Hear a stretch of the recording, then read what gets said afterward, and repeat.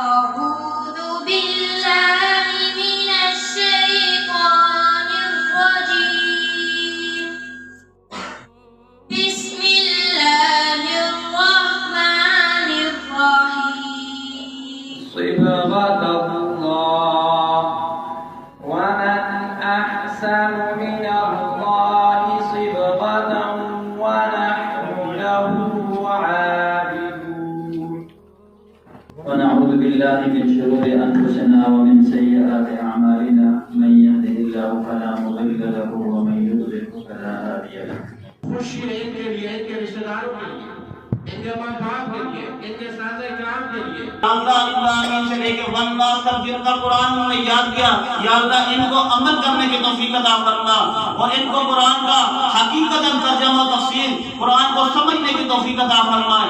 वाखिर दावाना अल्हम्दुलिल्लाहि रब्बिल आलमीन।